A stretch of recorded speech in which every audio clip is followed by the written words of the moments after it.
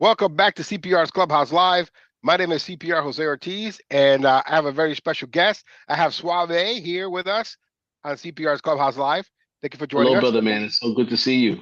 Good to see you as well.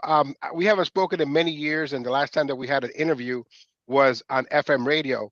And even though Yes. I still do FM radio, we're actually featured on 6 different FM radios now.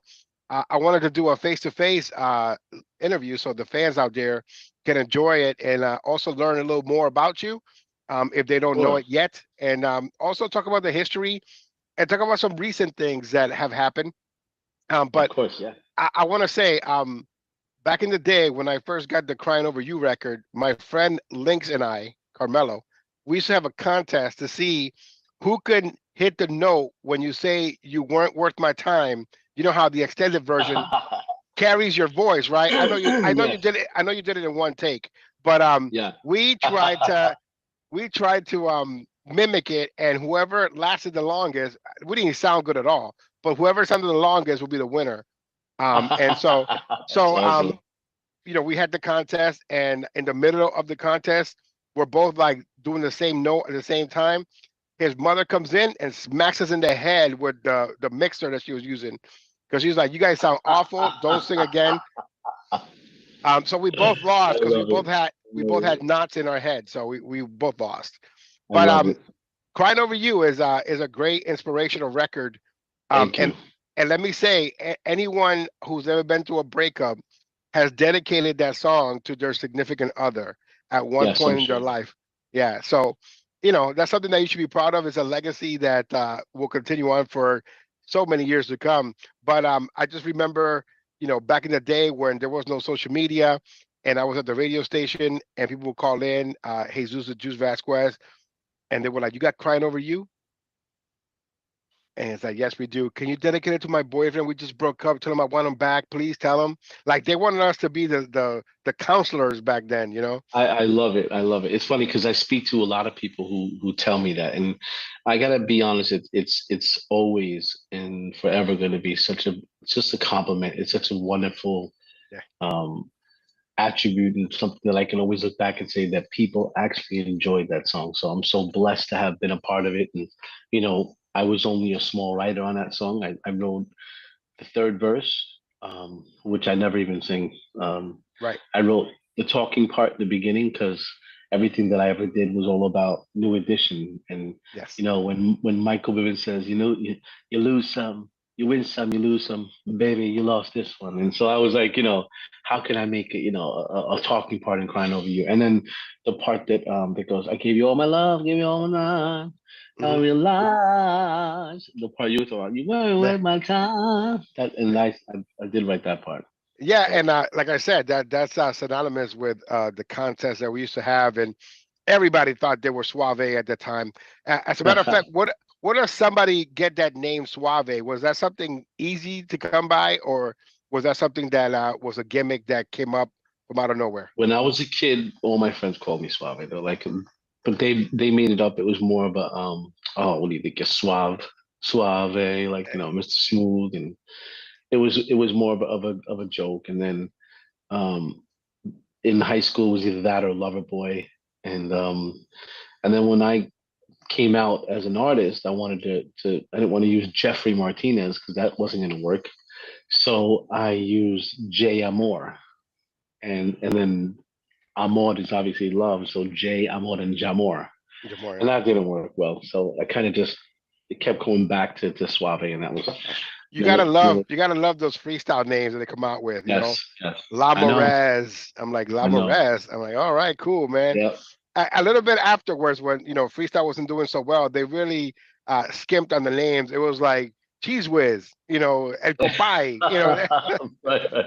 yeah, it was just simple names, Unfortunately, Jose. we had to do it. We had to do it because if we didn't do it, we were going to get radio play, and that was the inevitable. Like, you know, we all wanted to use our real names, but if you put your real name down, you're not going to get anybody who actually plays your record, and that's the way that the industry was at that time. Last names of any Latino heritage were not going to get you radio play. So we were just hoping that somehow, some way, they would hear Suave, and they're like, I don't know who that Suave is. He sounds white. and then you end up somewhere in like Hickville, Texas, and you're like, oh, he's not white, but it's okay. I like him. Then in the '90s it became a song, Rico I know. Suave. So And so me and him kept every time they were asked me, is my name Rico Suave? And then I say, no, my name is Suave. You're talking about Gerardo. And he would get the same thing. So we were battling back and forth. And then yes. the next album, the first song on his next album was called My Name's Not Rico Suave. Yeah, I remember And that. That album so didn't do too well, but no, it we didn't. do. But he got his message across. He did. But Yeah. the thing I love the most about your name is that the misspelling. They used to call you the conditioner shampoo combination. Yes, So it was yes, Suave, with the little, yes. and it's like, Yep. no, it's not a shampoo. You got to do the flyer over again. Yes. So and it's spelled Soave. Yeah. So So and go so ahead. Soave, Soave, is actually a fine wine, and it's from Italy, and it's kind of like similar to like a Pinot Grigio with pear and lemon in it. It's very refreshing, and it's just a smooth summer drink. So Well, it all worked out. your Latino contingency thinks you're a conditioner and a hair wash. Exactly, exactly. I know. So look, man, you've been doing some really great things, and I know that we had a conversation Yes, back a few years ago, and you talked about all the renditions that you wanted to do.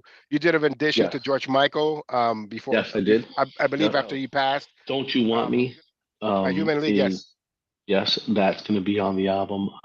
George Michael's Everything She Wants is going to be on the album. I did a couple of really good collaborations with a few good artists. One of them was Freedom Williams. We did nice. the Denroy Morgan song called, um, I'll Do Anything for You. And that song is fire. I mean, Now that's let fire. me ask you an important question: why covers? We're not original Suave music. Because the album was called Silky Sheets and Smooth Covers. So 8 songs of original sheet musics of originals, and then 8 songs of covers. So it was supposed Nice. to be almost like a nice album with an A and B side, and one side will be songs that people all grew up in that time period.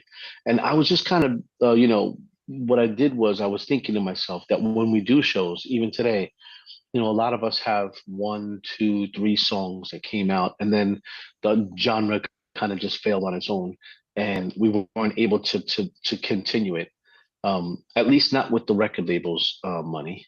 And Yes. at that point, we needed to do something to keep the show longer, to keep the crowd more engaged. And I remember watching I one of the first people I saw do it.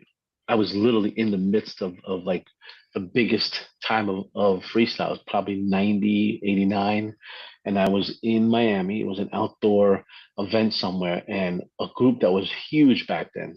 Um, they all of a sudden in the middle of their show, they started doing these songs, and then they started doing dances with the song. They were doing Michael Jackson. I'm like, oh my God, what a Hmm. great idea. And then that was an idea that I had for a minute. And then all of a sudden, and so in a couple of songs, shows I did um Bellevue DeVoe songs because I was just such a big New Edition fan. I did Bobby Brown songs, and then I got away from that, went back to freestyle because when freestyle kind of left, people were looking for more freestyle. And then, if you recall, everybody did a freestyle song, but they did remixes of their own freestyle song, hip Yes. hop versions. And when we do shows, the Reggaeton crowd would, songs, reggaeton versions. yeah, the crowd would get upset Hmm. because the crowd's like, I came to see you sing your song the way you sang it back then. I don't need a hip hop version. And, because that's what we were listening to. So we're just trying to stay current. And then we realized how important it was just to stay, simple. But, years later, we're still trying to keep it active. So now I have a whole bunch of songs in there that bring you back to the 80s and, In the '90s, in the mid '90s, when freestyle wasn't where it was supposed to be, they were doing a lot of remakes too. They did a yes, remake of "Crying Over You." Um, yes, I uh, heard a uh, couple. yeah, Ron Conti did one, I Yes, believe. he did. Ron Conti's one. Yeah. And so, let's talk about remakes. I think that the first thing I want to talk about when it comes to remakes is that you're never going to get booked by you doing a remake, right? So Oh nobody's no, going to hell say, no. no one's going to say, Yeah. hey, I want to book Suave because he did a remake of a song. They want to book Like Suave, Juman's not getting he's not getting booked because he did a cover of I believe in love. Journey's. Yes. Yeah, and don't stop believing. But then that's the point that I want to make. The covers are done for a reason, and they're done out of respect, and they're done Yeah. to show a rendition of something that you love. Yes. And so I think that when we look at 2022, 2023, right now, currently, your remake of Baby Don't Go, it's loved by many, but at the same Yeah. time, you got some pushback on it as well. So, what I want to say is when it comes to a remake, if it's done tastefully, Yeah. as you have done, I say there's a lot of layers and layers of goodness. Yeah. If you sit Yes. down and you listen, if you put all your thoughts aside, all anything that has to do with the song aside, and you listen to the care, the arrangement, the addition, the The respect, heart. Yes. Yes. the heart and soul that you put into it, you know that this is a great remake, right?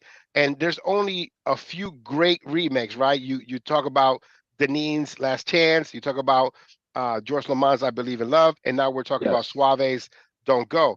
Not only did you work with Edwin Ramos to make an Edwin Ramos version of it, which if you Yeah. listen to it, again, layers and layers of vocals, just a Yes. lot of love put into that.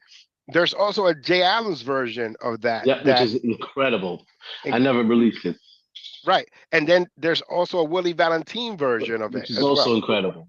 Yes. So, so again, if you didn't respect the song, right, and if you didn't want to do a good job, you would I have wouldn't just have done gotten good quality people involved. absolutely. And so maybe I'm having a little commentary in here with you, but I just feel that the community they like to have that selective. Yes. Yes. Chris Rock talked about it, right?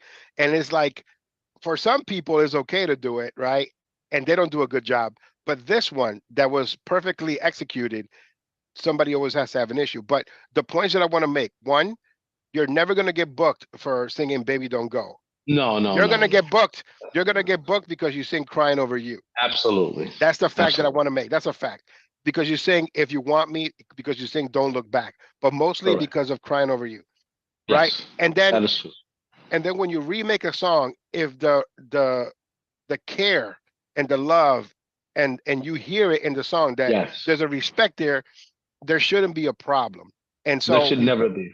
right, I But feel that I understand. I get it. Like there's a lot to that, and I haven't really spoke about it because I wasn't. I didn't want to try to give light to something that really shouldn't be. Um, there should be no negativity of it because I didn't do anything incorrectly, and I went to the proper channels to tell. First off, when you do a remake, Georgia didn't call Steve Perry and say, "Can I do?" Don't Stop Believing. Judy didn't call Journey and say, "Can I do Faithfully?" And I can go through a million remakes that have kept our genre alive, and the not just greatest us. the greatest remake of all time is TKA. You Are the One. You know what I Absolutely, mean? You know what I yes. mean? Greatest And there's remake of so all many. time. Yes. But because we just happen to be in a small knit community, there's such a big story behind the whole thing. And at the end of the day, it really comes down to the fact that I just respectfully addressed the person who was previously part of the group that was performing it, and he was in the group. But I just wanted him to know what my intentions were because me and him have been friends for many, many years, 30 something years, and I don't Right. have anything but love for him and for who his entire crew was about because I remember looking up to them as a kid. Like, they were all a little older than me and we all grew up in different times, but I remember coming to their shows and just being around them and the camaraderie and the love and respect that I had. So I felt that I needed to tell him and I just said it was never a problem at all. He didn't have any issues with it. But respectfully, maybe he went home and after thinking about it, and talking to a couple people, some people sometimes you get a second opinion about what you thought and it sits with you for a little while. Maybe it was a very touchy subject and it bothered him and later on he just didn't know how to address it and say anything, so he just kept quiet and didn't say a word. I didn't know, Right. and I found out after the song was out, and or after the song was I think they played it for Thanksgiving. That was like the first listening, and that's when I started hearing stuff, and it bothered me. I mean, I didn't really, I'm sure you see, I haven't done anything to push the song because at that point, Yeah. I'd rather have. I know there's thousands of people who said they love it, but I'd rather have someone who it means something different to them be okay with it. And I didn't. I maybe there was just a lot more to it that I really should have known that I didn't know. But going back to what this original conversation was about, I put a lot of heart and soul and energy in that song because I I didn't know. want it to be I can hear anything it. but right. But I wasn't trying to make it better. That's not the point at all. I just wanted to make sure that whoever heard it said, listen, he did his thing. And the person who did that song or the people who were part of it, they could say that at least it was done well. And that's all you I can ever never, want. I would never say that you did better. I said that because of technology Yeah. and because of the way we produce now, you don't have to, the quality maybe have improved. There's things that you could do. You could send your Yeah. vocals. You could send your Yes. vocals to Jay Alms in Boston, and he can do his version. You could send your vocals to Connecticut, and Willie Valentin Yes. will do his version. And go to Edwin Ramos' studio and Yes. work out of there. So that's what I mean. And there are parts Yeah. Yeah. that enhance the song, but Yeah, in I no just wanted ways. to keep the essence of the song. I wanted because that song was such a great song, and the reason why I did it is because um, I had a conversation with my sister who passed away, and prior to her passing away, she was listening to the songs that I had done for this album. That album that I told you that was supposed to be called Silky Sheets and Smooth Curves is probably going to be named Angie, Angie's Curls, or Angie's Eyes, something to that effect, right? Right. But we were demoing the songs. I was letting her listen to what I've already accomplished. And then she asked me, I hadn't even done a freestyle song yet as a remake. And she said to me, why aren't you doing a freestyle remake? I said, I don't get it. Why would I do that? Like, this was 80s. She goes, yeah, but people know you for freestyle. So why don't you do a song that, you know, hasn't been out for a while, or whatever. I was like, well, there was only like three songs that I would want to do.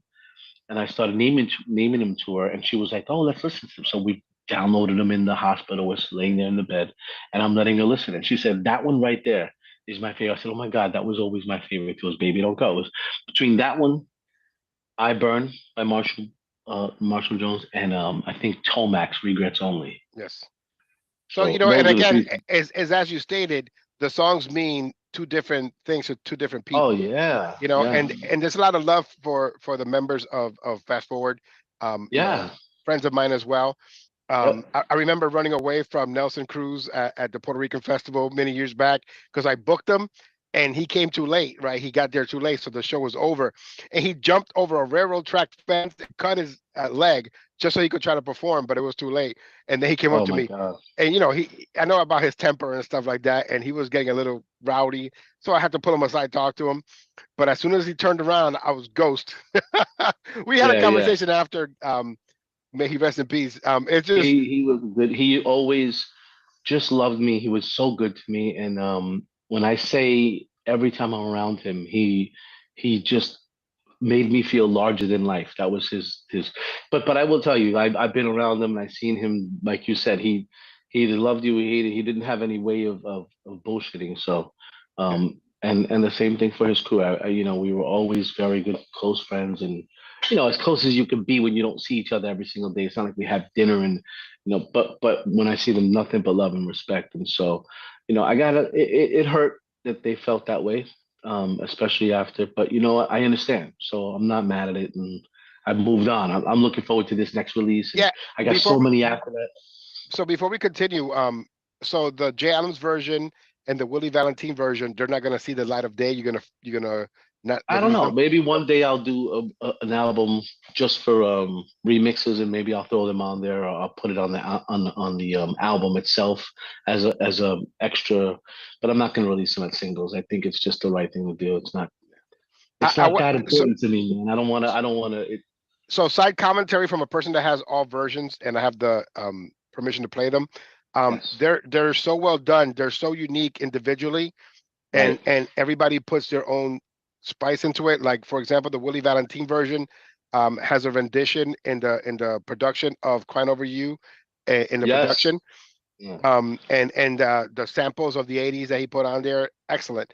Jay Adams, he modernized the song, and he has his own twist, of course. And Ramos traditional, Yeah. just Mr. 20 different variations of vocals. It's just three Yeah. different stories being told in three different remixes, I and just wanted it to sound like it was a you can obviously hear the essence of it because it was such a great song. And for me, like one thing about music, it brings you back to the specific moment in time. and it was such a great happy time, that song, and running, and I burn, and out of the heart, and any, Maria, and Lydia Lee loves Don't Take Your Love Away, like those. There's just so many great songs that when you hear them, it brings you back to this great moment, and that was such a wonderful moment for me. So And so I wanted to. my only thing about remakes, and we'll end it here with the remix, right? It's that I appreciate people that make it their own and that they Yes, have their spin on it. What I don't yes, like is when people mimic the original and try to sound like the right, original and don't make it exactly. their own. But sometimes those that mimic and don't make it their own get a pass, while the people that really put their heart and I soul just into it. wanted to be, yeah, I wanted the essence of the song, but I wanted Mhm. it to be something that was, a different spin on it, and you know, at the end of the day, I'm very proud of what I did. I wish it would have went a little differently, but it's all good. At the end of the day, I'd rather have um, a few people who didn't appreciate it feel better about it than the thousands who really did. So let's talk about "Crying Over You." Go back in Yes. time to 1989. That record was big. And did you know that it was that big, or did you No. think that it was going to be that big Never. all these years later? Never. Never. I'm very thankful and appreciative and honored and blessed and so humbled because it became a cult classic, and and it's not just the song, it's the people who were involved in the song. Like, I grew up, I remember when it first came out, and prior to it coming out, we're in the studio over and over again. I'm 18 years old at the time, turning 19. I know how to sing, but raw. I don't know how to produce background vocals and stuff like that. And so, I have my own ideas, and I'm using them, but they're limited. So I'm looking for some direction. Owen was limited in what he knew. He knew how to spin. He was a really good DJ. He came up with, the bass line and the drums and stuff like that. But we got Elvin Molino involved, and we got Mickey Garcia involved, and then with all together, them together just kind of made it a great song. And then, I still felt there was something missing. I kept asking him, can we get somebody who can just sing background vocals and like give me some direction? He was like, I don't know. Let me see what I can do. And I remember we were going to the studio the following week, and prior to coming to his house to go to the studio, he goes, "Hey, by the way, I worked on your song, yesterday in the studio." I was like, "You did?" He was like, "All right. Well, what'd you come up with?" He goes, and then I hear Danny Whip Man Vargas, and he's singing backgrounds, and so I was like, "Oh, that's great. Okay, good. So when are we gonna cut the vocals?" He goes, "What do you mean when are we gonna cut the vocals? I did them." I said, "Wait, that's Danny on the background. Why is Danny singing backgrounds on my song?" And he says, "Well, you asked me to get you back on." I said, "No, I asked you to get somebody to show me what to sing. Hmm. I can do that." He goes, "No, no, no, don't touch it. I love his voice on there." I'm like, "Yeah, but it's my song. Why is it?" Hmm. And in the beginning, I was like, a little taken back. And then it didn't take too long for me to get over it. And I got to tell you, we obviously became great friends, and he made magic to that song because the Absolutely. way that, in my eyes, if he wouldn't have been on the background, I don't think the song would have the traction and the love that it really got. There was definitely Danny was like the magic behind that song to me. It's And kind of ironic that the two men that we discussed, or the two songs that we discussed, the main men that were part of those songs were taken from they're us by gone. COVID, No, and then something that it resonates with us to this day, all these years later, even though yep, it's been only been a couple. But when you say names like Elvin Molina and Owen Soba and Nicky Garcia, that those yeah, are names that with time it feels like people have forgotten, I know. and I love the history of our music. It is so rich, and the fact that social media really, I don't know, is going too fast to the point where we don't Yes, get to enjoy these names like Elvin Molina, Owen Soba. yes, Come he on, was the West, incredible, let the man. rhythm hit them. Like great Yes, names yes, like that. yes, Um, and so, I wish that the folks that focus so much on the negative part of our music will go back in time and learn the history, because yes, if we don't teach the history, it ends here and that's it. And yes, it does. the reason why I like to do these conversations and discuss it, because to discuss Alvin Molina and Owen Soba, Mickey Garcia, Micmac Records. I mean, when you go into a store with a Micmac record section To is this day. because of the When it cover, first came out, I thought it everything. was crazy, to be honest with Yeah. you. I remember they first named it, I was like, what the hell? It looks like a comic book. Hmm. But Mickey and what was his name? Marvin Schlachter. Yep. They were smart. They knew. They had that was vision beyond You have because to understand. It was my duty to buy every single Micmac and have them in order with the number. I yep. even got that Menudo one. Wow. Yes, yes, yes. Oh my Lord. Dancing, moving, shaking. Don't remake that one, Yes. please. I want to forget about that one. But I No, got no. all of them. I got Mikey Confusion. I got every single one all in a row. And the good thing about it is when they came out with that glossy red and yellow cover. Was that's what I Um, mean. That was just yeah, everything, man. amazing, right? It's like before it was like kind of bland, and it was like, Exactly. and then they reissued them. I got them over again, so I have doubles of Yes. everything. And Um, the new cover was everything because, like you said, no matter where you were at, no matter what city you were in, you look down at the crate and you can find a Micmac record because you know yes, what it looks like on the edges. excellent, excellent. What Mickey It Garcia and was Marvin did, marketing was incredible. Yeah. amazing marketing. Yep, So absolutely. and right now, if you go to a record store, you don't have to look for the Micmac records. You know what they look They, like. absolutely. All you do is skim, and Micmac record, Micmac record. Yep. Yep. If you Even in look the at YouTube, movies, where they have records showing, you can see the Micmac record, 100%. 100%. So that's amazing. If you want me, don't look back. Your follow-ups in 1990 and 1991. These I are great loved If songs. You Want Me. That was my favorite. Yeah. If you want me is the fact that you did a rendition in the rap. You know what I mean? So everything that I've done, right? Everything that I've done is a derivative of something that I loved. Right. So Crying Over You, If You Want Me, Don't Look Back. Okay, just so you know, you mentioned something before about the OS thing.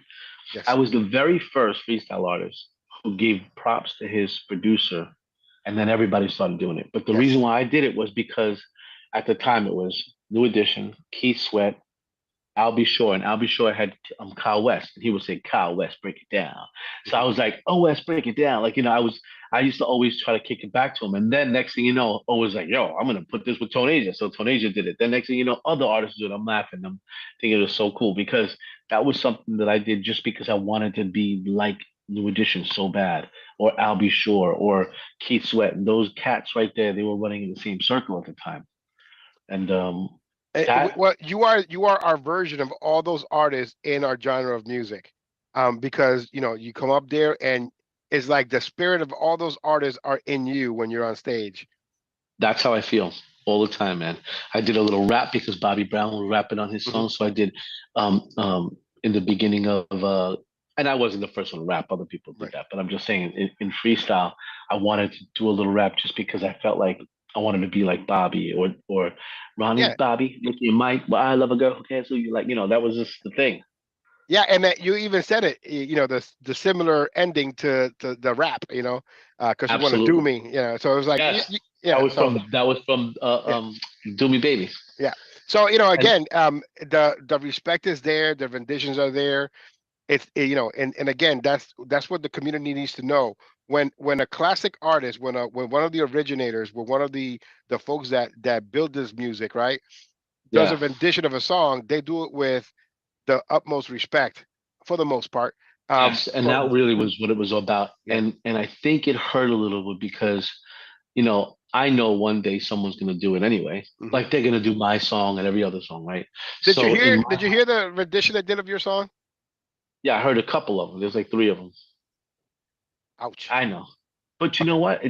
You're right. You're right. They weren't great. Mhm. Not to put anybody down, No, but I'll do it. They were bad. They were really bad. but see, in my mind, I look at it like this. It's the biggest it's a compliment. Like, they're actually somebody who cares about your song so much that of all the songs they could have done, they picked your song to redo it. And that's why I think we owe it to ourselves that when we do remakes, like so we're talking about one remake, but prior to doing that remake, there's six of them sitting there that I already did. Mhm. I just haven't released them yet. Yep. It was Angie in the hospital that spoke to me and said, "One, and that would be the song you should do." She never got to hear it. Hmm. But and I told Louis that when I saw him, he was respectful. He came over to me and said, I saw him in the summer. It was right around this time. It was like, actually, I'm sorry, it was July. And he came over, and my sister just passed, and he said, "I'm sorry, I heard about it. I came with my girl or somebody to support you. I was so happy to see him." And I said, "Listen, I want to tell you something after I sing. I want to, have a conversation with you." But that was the song that she loved, and so me doing it, I just wanted to make sure that, like in my mind, I'm thinking, somebody's gonna do it. But for having somebody that that you're supposed to be, that you respect, I would think you would have a much more. And you I know think what? I think some yeah, That and probably isn't so far from it. I think it's just a lot yeah. more. It's not. It's much more than a song. It's much more than the Yeah, song itself. it's a legacy. It's what they Right, they put right. in, right? But I get it. the one thing that I dislike is the distasteful remakes where somebody's trying to get booked by remaking somebody else's song. That's an issue to me, and that has happened Yeah. with the newer Really? artists. Yeah, yeah, the newer artists are have done that where they have I remade can't imagine songs. anybody though getting who's So gonna book so somebody for that. imagine somebody remaking a Judy Torres song and trying to sing the Judy Torres song while Judy Torres is booked on the same That's show. incredible. No, you can't do that. Right, And exactly. and So that's the reason why I hadn't, because he hadn't been singing that song in years. Had I seen him doing it, I wouldn't do it. And it's just, I wouldn't disrespect anybody, especially somebody I know, like, who I care about. It's not that important to me. yeah, there was one with Trilogy when there was a three men that redid Latin Love, and it was a great rendition of Latin Love, but he came back out and they were respectful about it and said, okay, Yeah, we won't sing the song again, and of course. Yeah, please have it back. But if you're trying to sing somebody else's song while they're there booked, that's a that's little cheesy to ridiculous. me. I would Uh, never do or that. or somebody that remakes a song and the person's still active and they're singing that song and is their only song. Yeah, um yeah. and that has happened recently, and I did not like that. And so we just have to have tact when it comes Sure, to I agree. remix. Yeah. Yeah, but I love listening to you talk about Owen Soba, Elvin Molina, Mickey Garcia. um did you go through the same things that has plagued the history of freestyle music and any young artist, and that is those contracts where you weren't supposed to get your just due from the record that you put out? I'll tell you this, Jose, and this is the truth. We all, when you get into the NFL, you sign your first contract. It's never a good one. When you get into the NBA, whatever you do in life, when you first start doing it, when you get your first house, your interest rate is never the best. When you buy your first car, most likely it's not the one with the BMW logo on it. For the when you start off in anything you do, you're never going to get the best version of it. So people can look back and say, you know, Mickey and Sal and there's a million different people who supposedly screwed us over when we were kids. Okay, so look, at the end of the day, if they would have said to him, "Hey kid, come here, let me show you something. This is the contract you're going to sign, and I'm telling you right now, you're going to get screwed over. However, I'm going to put you on stage. You're going to make money from shows. You're going to have all these people who love you. Are you in?" How many people are going to say no to that? So Everyone's going to say once yes. at the end of the day, if you already know that's part of the game, then limit the amount of time that you're in the game without control. The best Once you get out, the best response I ever heard, including yours, was the one that Cynthia gave about 10 years ago, at a show backstage. Somebody was discussing the same thing, and she responded with, "Here I am all these years later, yep, and I'm getting paid 4 times a week, 4 different yes, shows.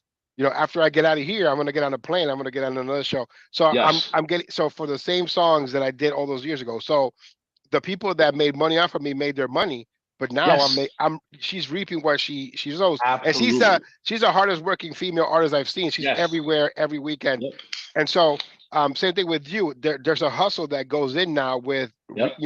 um all the efforts that you put when you were younger. Now you get to um reap the benefits, and that's Yeah, I mean, I've been doing 50, 60 shows a year for years. I mean, like, do you think that I'm really getting screwed over? Okay, so I didn't get all the money I could have gotten, or supposedly there was out there from all these record sales. I don't know. Maybe that's true.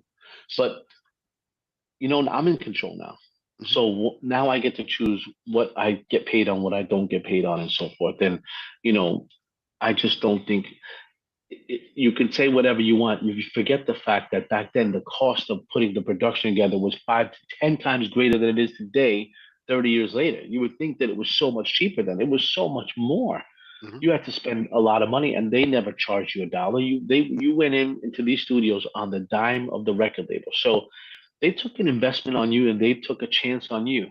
And the Yes, they're supposed pressings, to get a return on their investment.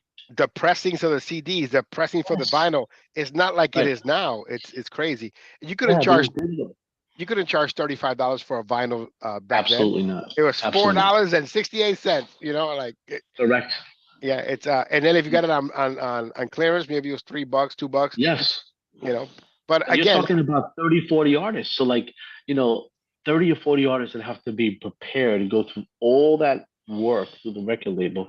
Yeah, I get the fact that we all got the short end of it, but it, I don't know. I think at the end of the day, you're the guy putting the money up. You need to return your investment I to a love. business person.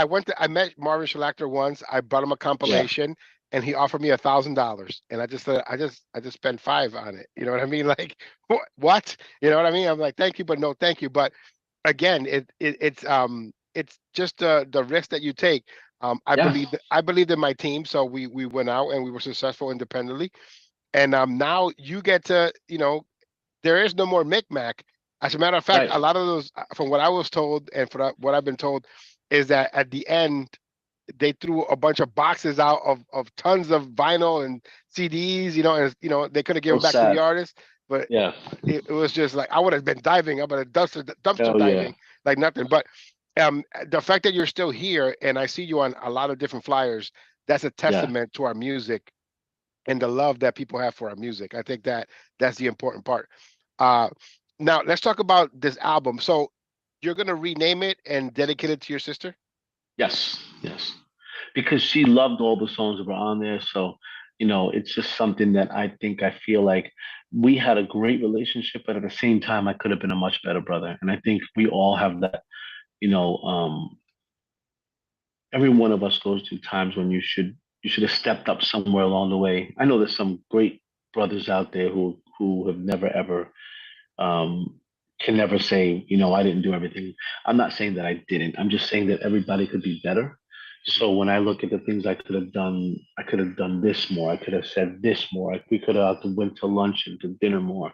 And so I've been dying to do an album for so long, and for some reason or other, every time I get a little real close, something slows me down. Whether it's finances, whether it's my job, whether it's COVID, Mhm. and now I'm in control. And so the songs that I redid, I'm redoing the songs that I redid just to get them more Yeah, together for today's. I've been told by the producers, all three of them, that you're very meticulous, and that Yeah, there's, and again, that's one of the things that I like about you now that I right. know you. The fact that, and then when you listen to it, it's like, okay, I understand why he wanted it that way. Yes, And if you listen to "Baby Don't Go," you can listen and put them in the headphones and listen to the entire song over and over again. You hear just little vocals in the background and big yes, vocals and long vocals. And yes. I'm like, man, that's awesome. Um, Yep. so what are the eight covers that you did, and what are the eight songs that you're gonna put on here? All right. So I did a whole bunch of collaborations with some really talented people. I did one with Frida Williams, which is going to come out on the album, and it was called I'll Do Anything for You. That one was a Denroy Morgan song. I did a song with Veronica, an incredible singer, and that one was How Much I Feel. We made that into a dance track. It's an old Ambrosia song. I did the Baby Don't Go song that you heard. I did the George Michael Everything She Wants. I I'm have that doing one. Human Yes. Needs. Yeah, and you know what? Even as far as that, I'm gonna redo that because Mhm. I just gotta make it a little I like it. I more like it. bang. I like the work. I like the hard work. You just got to put the Yep, best vocals possible. exactly. And then the one that I also did that I'm working on now, which will be out soon, is the Human League song Don't You Want Me? Mhm. And then the one that will be out on March 29th this month which I'm really excited about. I did a reggaeton version of Who do you love? Who Do You, Who Do You Love? Who Do You Love? And that Bernard song is, Wright. yes, Bernard Wright, yes. And I worked on that one with Shorty C from Connecticut, up and coming reggaeton artist. He's incredible. So So everybody, is this something that this experience you're gonna bring onto the stage, right? You're gonna, oh my God, yes, yeah, yes. But absolutely. but not. You got to remember that it depends on the kind of show. So people don't expect you to come on a show and then do all your new shit. They don't care Mhm. about that stuff. That's No, not we what know. I they understand that. want you to. Yeah. But if I do The my Sal own Abatella show, rule. Sal Abatella correct. rule. That's it. And when you come on stage and you're doing a show for your own fans and it's your show, then you can have as much time as you want and you let them know what you're expecting them to hear. You can even be nice enough to give them a run list and say, here's what I'm going to be singing tonight. And you can invite your collaboration friends along as well. But that is definitely a different show that I'll do. And that's going to be fun in its own thing. So and there's some more, and I have a whole bunch of original songs that I'm really excited about. Mostly ones that I wrote, but I'm also open to having other people write for me too, because that doesn't have to be all about me. I love giving love, and I love giving back to those who also want to, better themselves and write something that someone else can sing. That's something So exciting for so me. if my cousin Antonio Mercado is watching this, Yes, submit your there you music. go, Who produced it? Eddie Ramos. See, I knew it. Yeah. How much fun do you have at Platinum Recording Studio in So I'm Connecticut? there every week. Wow. I have a set day that I go, and we could start at 11 or 12 in the afternoon and be there until 11 or 12 at night. And we just work. It's great because we work very well with each other. So I will say I like doing this, and he'll say, "Okay, that sounds good," and he'll throw me a melody. I'll run with his melody, and then sometimes I'm in the box thinking, "Why am I singing it this way?" Hmm. It sounds so ridiculous, but I don't even say nothing. I just listen to what he says. Because I would never ever sing it the way he just told me to sing it. But that's what you need. You need somebody who can bounce, and then he plays it back, and then you double it, and now he's harmonizing that same work that you just did. And I'm like, what the hell? It came out great. Yeah, So exactly. and then I'll tell him, I think this should go here. He goes, all right, let's try it. And so we just work off of each other very well. And it's you have to be open minded enough to say that you don't know all the answers. And if you're open minded to say that I'm willing to submit sometimes and let somebody else who has a different ear give his expert opinion and his love in there. He doesn't want to do anything that's not going to make him look good. So, whatever he's telling you to do is probably going to work. What can you tell me about your 1994 song, Where Did We Go Wrong? Oh, I love that song. So Brewster. that's a yeah, Brewster Records. That was Ellis Pacheco. It was a Jelly Bean Benitez production because my manager at the time, Phil Caggiano, was trying to get me a deal with Tommy Boy, and I had pretty much the deal was locked. It was done, and I messed it all up. But after it was done, Ellis Pacheco had been working with me. He goes, listen, let's just finish this song, and we'll just release it on Brewster. I said, okay. So I wrote it, um, and he produced it. I think he had just finished doing a song with Yvonne. Hmm. Was it Yvonne? Yep. Party going on. There's a party going on. And yeah, so that song I loved it, but it didn't really have much traction because it was at the end of Freestyle. So Mhm. Yeah, yeah, but it was in the Metropolitan, almost going out of business sale. yeah, yep. Yeah, and they were the distributors. But it's the song that if somebody is a Suave fan and they seek out, they will become a fan of the song because again, the intricacy is there, the production's there. Oh yeah, It's just a different style. You moved away from a Mick hundred Mac percent. and Owen Soba and Yes, Mickey, and now you're working with another. You hear and you could a tell that different there's a production. difference. Yes, yes, and the one thing that the difference between production back then and production today is it was always controlled. Everything was so controlled. So crying over you, if you want me, don't look back. Even where did we go wrong? Where did we go wrong was a little less controlled in the first three because I told Ellis, I said, Ellis, I'm not going to be rushed. If I have to redo it again, if I don't like the way that sounds, I'm coming back to redo it. And he'd be like, no, that's cool. That's cool. I get it. Because you're saying, well, I don't understand. Why do we have to redo that over? I said, because I don't like the way I just said, you know, the way I meant it. Like Mhm. it didn't sound right. It's supposed to have this inflection, and I'm just crazy like that. And he's like, you know what it is when you're controlled so much that you can't have a space to say anything. It lingers in you, and now you have to do things your way, and that's kind of the reason why. So I won't release a song even if you think it's good unless I really think it's something that everyone really likes, and that's And why it took so long for me to and release things. that's the best part of being an independent contractor and being your own boss. And you have your business, you do what you do, and then you have your singing business. So you separate them and you control them the way that you want. Absolutely. Same thing goes for my radio show, my podcast, my FM radio Mhm. stations that I collaborate with.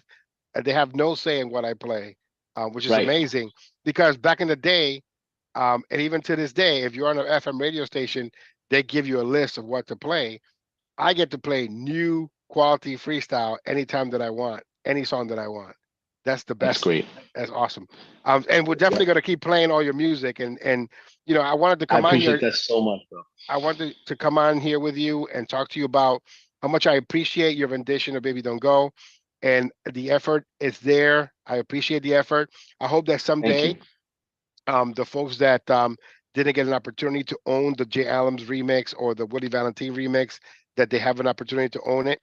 Um, and I hope that people understand the differences when um, someone remakes a song and someone does a rendition to the point where they're trying to not only make it as good as the original, elevate it or make it their own, but also pay respect to it. Is there any collaboration that you want to do in freestyle when it comes to a team up of some kind, whether it be I female mean, or male? I'm very I listen to songs and I know when those songs is right. So in freestyle, I mean, me and George, um, Anthony have been talking about doing a song. Oh, Me and Cynthia, we can't have you guys on yeah, stage at the same time. that's gonna be dope. We're gonna do a Implosion. song. No, the prettiest men in two generations getting together and it's gonna blow up the, It's gonna be we're gonna kill a song. all the I'm freestyle also hyperspace. oh, that's awesome. I'm definitely doing the song with Cynthia, soon. But it's a different type of song. It's not really freestyle, but Mhm. you know, I'm sure there'll be a freestyle version of it if need be. Absolutely. Let's see who else. I mean, I'm constantly doing things with George and Kay. So those were were part of the Rat Pack, and Yeah. and of course Coro and Cynthia and Judy, and those are all people that I want to do stuff with. But right Anyone now, recent? Anyone from the newer artists that you've come across that you would like to collaborate with, or the that you only like? new artist right now that I have really any, I would say, is GA. That's I haven't really found anyone else yet. It doesn't mean I won't. I just haven't yet. That's it. Also has to do with chemistry and how much time you want to spend in. I don't want to say I love freestyle. I'm so thankful and blessed and humbled that I'm part of freestyle because it's something bigger than all of us. But I'm also part of a mentality to change the sound of freestyle, make it maybe a newer style so that we can continue the genre going. And it has to Evolution is be great. enough. Yeah, and it has to evolve to a place where it pushes over to the pop sound.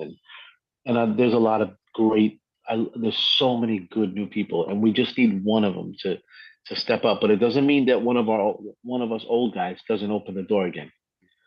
So I Absolutely. just want to be there and The thing thank is, whoever does. it's funny. It's called freestyle, and they want to pigeonhole you, right, to one Yeah, specific sound, and exactly. you want to be free, and you are free because you're the epitome of independent, right? Yep. But please continue to share your art. Thank you. March 29th, Who Do You Love? Soave. I can't wait for it. It'll be Hopefully dope. the link will be available so we can put it with the video. And I can't wait for the pre-orders and to listen to the quality that comes out of Platinum Recording Studios, how you and Edwin get together to make magic. We got some magic. I swear, it feels like I'm with Timberland. Like I Yeah. feel like it's Justin and Timberland in there every week. The good thing about Edwin, and I'll pay him a compliment, and he'll probably burst into flames when he hears it, is that he comes from freestyle, but he also dabbled in so many other genres of music, and he's also experienced in R&B, pop, and Yes, yes, and he has everything together, and he knows you guys personally, so he takes it personal in his work. So of he wants to course, make sure that you guys leave there with the best quality possible. Um, absolutely. so I'm gonna leave it there because now he's gonna be like, I can't believe you paid me a compliment after 25 years. It happened, Edwin. It happened finally. There you go, But E-Ray. but Suave, thank you so much for joining us here on CPR's Clubhouse Live, and I nothing but the appreciate best. you very much, brother. Thank you. And next time we'll do it in person. Absolutely, absolutely. The radio station is always up and up for you to come and visit in person. Thank you, my brother.